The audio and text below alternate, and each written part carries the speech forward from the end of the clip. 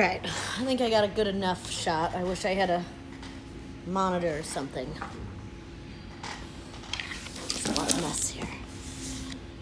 Alright, it's Thursday today. Normally I try to do this on Wednesday, but yesterday was crazy. I was super busy. I didn't even get to my shot till like 9 or 10 at night. Normally I do it pretty early in the day, but I had a ton of work yesterday, and life is just crazy right now. Again, I'm filming this at the skate park where I work by myself now, which is pretty awful, but at least I have work to do, and at least my business still exists, even though it's had to shift pretty dramatically. I didn't intend to start an online skateboarding retailer, but that's what I am now doing. So you do what you can in crazy situations like this. Anyway, instead of giving an update on changes on T, because it's just going to be kind of the same thing each week, I'll do that maybe once a month, I'm guessing, or whenever I feel like there's something new to report on. Instead of doing that, I was just going to talk again about another topic. I really am enjoying making these little videos a lot. So this week, since I've been talking about autism a lot the last few weeks, I thought I would share the story of how I learned that I was autistic, because it was not something I knew as a child. I wasn't diagnosed as a child, though I had some people in my life recommending screenings for things like ADHD. So anyway, yeah, I guess I'll start with that then, that when I was a kid, I had some struggles in school, but I also had some major strengths in school. There were some classes I did extremely well in, and others that I struggled to understand or to pass at all, which is a sign that something is going on. Normally, from what I understand developmentally, kids kind of land pretty typically across the spectrum. If you struggle, you tend to struggle in most things. And if you're having these, what they call spiky learning profile, where one subject comes extremely easily and to the point where you're bored in that class, and the next subject is extremely difficult and you're behind the rest of the class and not understanding what's going on, usually that's a sign of a developmental difference, such as autism or ADHD, or a learning disability, or some combination of all of those. So I had some teachers recommending that I be tested for ADHD or similar things, but my mom decided against it at the time because she knew that the only thing that really would come of it is medication, and she didn't want to put me on medication. So whether or not that was the right decision, I can't answer that. I just can't. I personally would be hesitant to medicate my own child. So I understand where she was coming from, and she could see in other kids in our lives that sometimes medication helped and sometimes it didn't, and sometimes it was a lot of trial and error and a lot of, it was just really hard to get to the place where medication did help. And without other supports, medication on its own isn't always helpful. It can be extremely helpful. So for whatever reason, my mom didn't go that route, and I went through school still struggling in some areas and excelling in other areas. All through high school was the same thing. Some classes came extremely easily, other classes were extremely difficult. I always lagged behind in math. I always struggled with spelling despite having really high reading comprehension. I struggled socially. I didn't make a lot of friends in school, and the friends I did make probably all turned out to also be somewhat neurodiverse as well. We had our little small group of nerds that we were friends together in junior high, and in high school I had a couple skater friends and a couple nerdy friends, and that was about it. I didn't have a lot of friends in school, but it wasn't until after I had my own kid that I really started to wonder if something was up with me. When my son was little, he was just surpassing every milestone or hitting them extremely early. Not necessarily the physical milestones for babies. He was pretty much right on target for all of those, for things like rolling over and sitting up. He was really late to crawl. He was very chubby, so he was very late to crawl. But started walking at 11 months, But things like talking and reading and stuff like that came extremely early, and to the point where it was freaking me out because I had this little 1-year-old baby who was talking like a 3 or 4-year-old, and I was just like, this is wild. I had taken care of a lot of kids before him, so I was used to what was normal for toddlers, and this was not normal.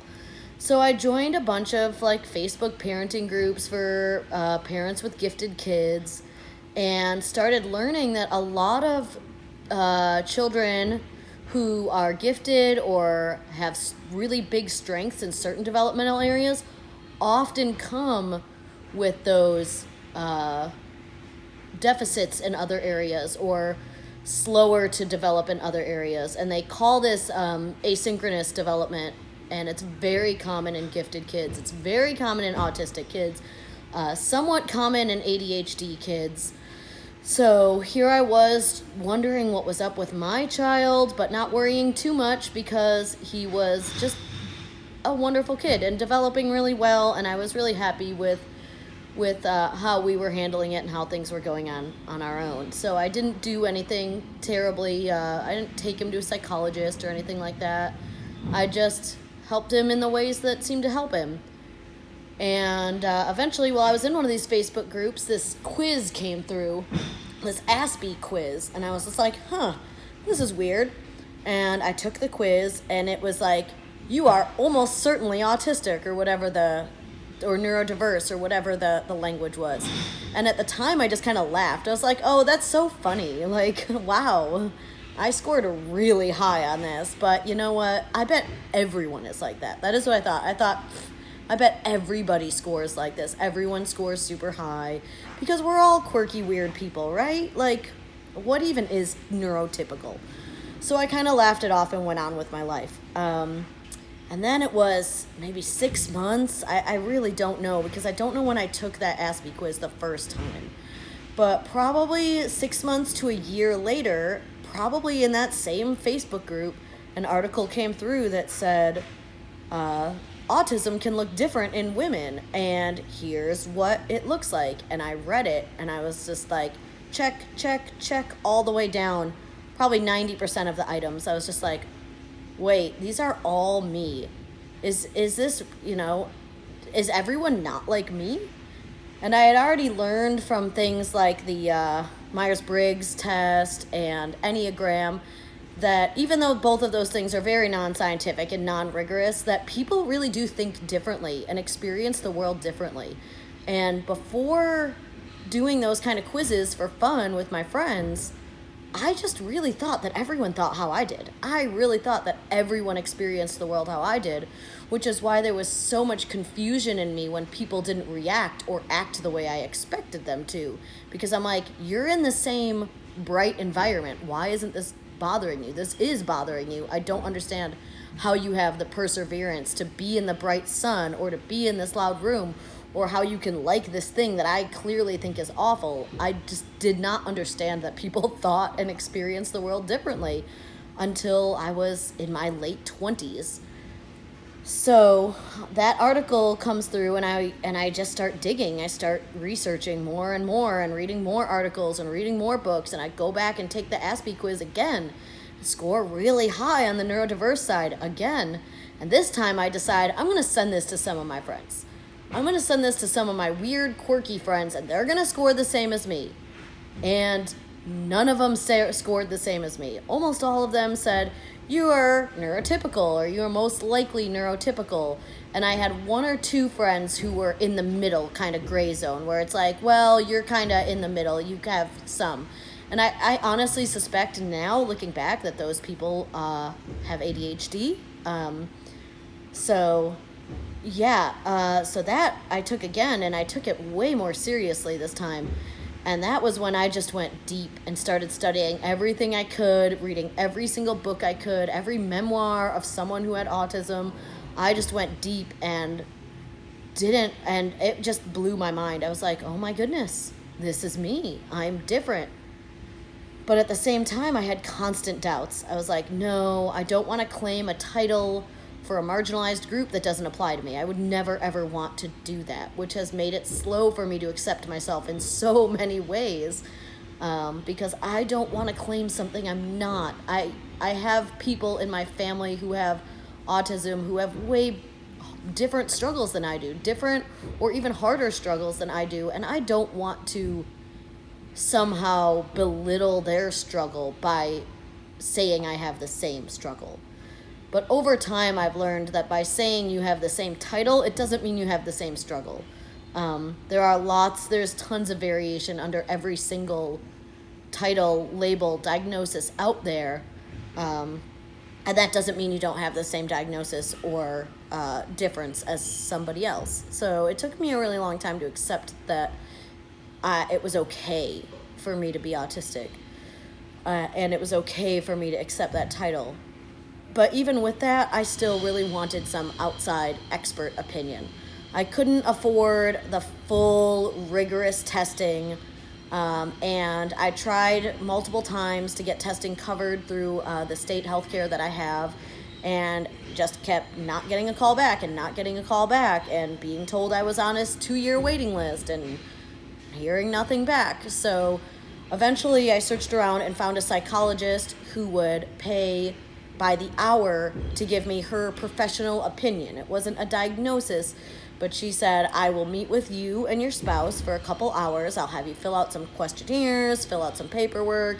We'll do some interviews. We'll talk about your past, and I'll ask you some questions, and then I can give you my professional opinion. But it's not a diagnosis, and you can't use this for medical purposes. If you want a full diagnosis, we'll have to go even deeper. But if you just need this to settle the question in your head, this will do it. So she sent me a bunch of questionnaires, and I filled them out, sent them back to her, and we set up a time, and I drove out. It was a decent drive from my house. Drove out and saw her for the first session, which was like an hour or two.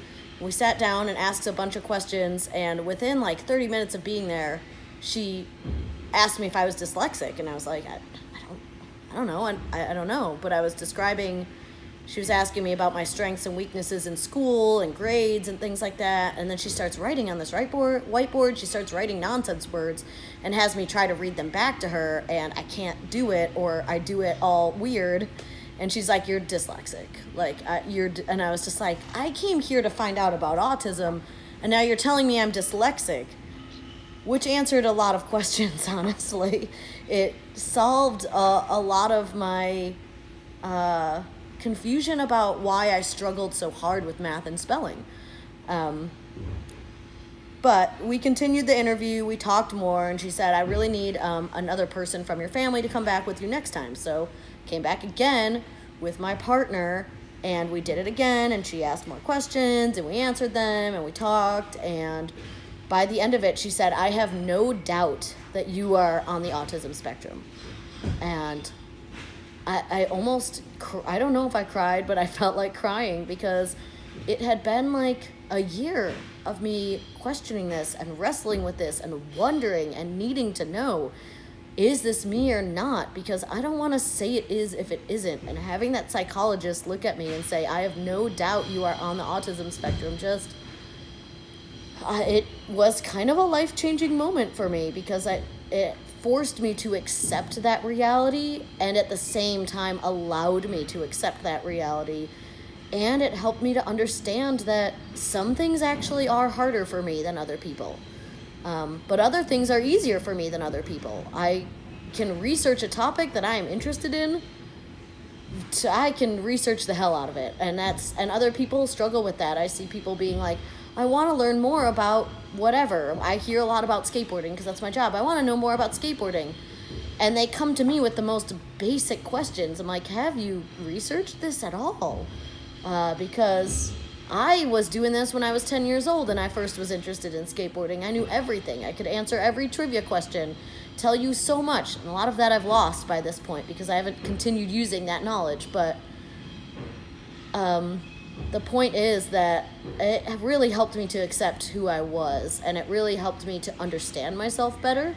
It really helped me to start learning how to be better at the areas I have deficits in, and to pay more attention to what makes me different from other people, and to just accept that, and to be able to tell people like, no, this isn't going to work for me, this thing doesn't work, or this environment is too much, and be okay with that instead of feeling deep amounts of shame around it like I had so much of my life. So yeah, and that was right around the time I turned 30, was when I discovered I was autistic, and I just went my whole life not knowing it. My mom didn't know, my sister didn't know. It runs in our family. It's all over my mom's side of the family. But there haven't been a lot of women and girls diagnosed. And yes, I'm using women and girls, even though I'm a trans man, because for whatever reason, it still makes the most sense. And I honestly, one more thing, I honestly don't like in the autism community how much of the autism looks different in women and girls things there are, because I do think that it leaves out a lot of boys as well. I think it leaves out both trans men and boys who may have autism that may look more like women's autism. And I think it also leaves out some, quote, higher functioning cis boys. And I hope that maybe that story helps a few people. I hope that maybe you understand that there are people out there who might look completely neurotypical to you, normal per se, and it turns out that maybe they're actually autistic as well, and maybe they have some struggles that you can't see, because you can't look at a person and tell if they're autistic. And every single autistic person's experiences is different. Every single person's struggles and strengths are going to be different from one to the next. There are some overarching struggles that is what defines autism. Struggles with sensory stuff and social things, and I'm not going to get into the diagnosis criteria here. There's plenty of videos about that, but I just hope that this opens your eyes to another story of another person, and just wanted to share that part of my story with you all. Thanks a lot. Thanks for watching.